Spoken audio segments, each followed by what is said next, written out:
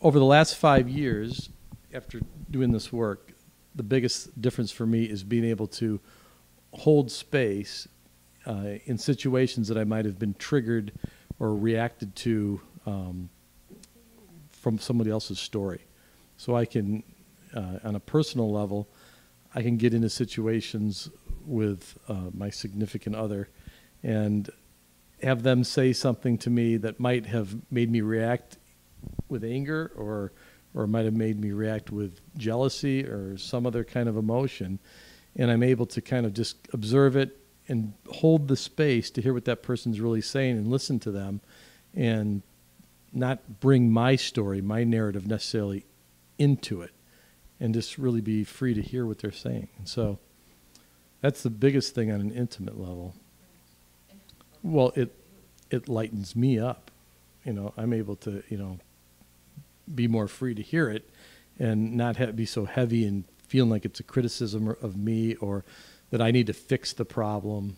So I'm free to just let if it's a problem or not a problem, I can just let it be. I don't have to try to come up with a solution. And between the two of us, we can come up with our own solutions. And then in that, I think more trust develops between the two of us.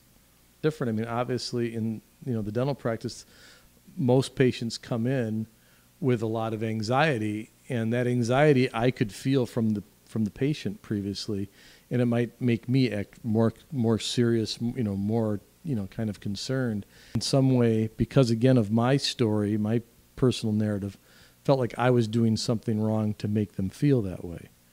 Whereas I realize, now because of this work, that I can just hold that space and I can do some of the breathing and breathe my energy up to my heart chakra and kind of push that out and hold that space for them to go ahead and, if they're anxious, let them be anxious. If they're not anxious, then that's fine too.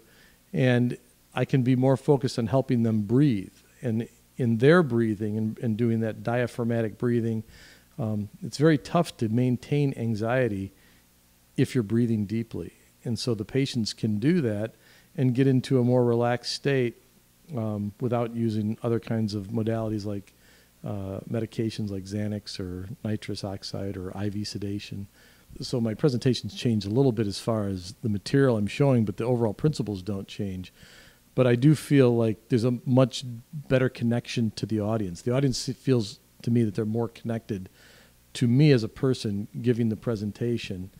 And I think that's because I'm more relaxed, again, holding that space now in a bigger situation, like an auditorium that might be filled with people. I'm able to hold that space and be more relaxed, not bringing some story that might make me feel self-conscious or something. I can be more fully present to teach and just be there, for the people that are wanting to hear what I have to say as far as the material goes. Talking about holding space, what I'm specifically describing is taking that second chakra energy, and that's the creative energy in us.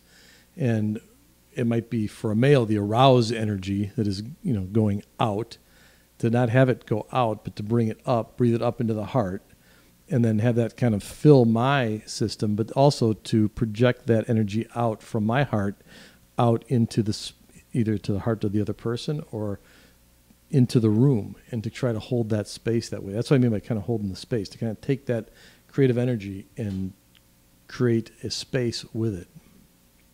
Beautiful.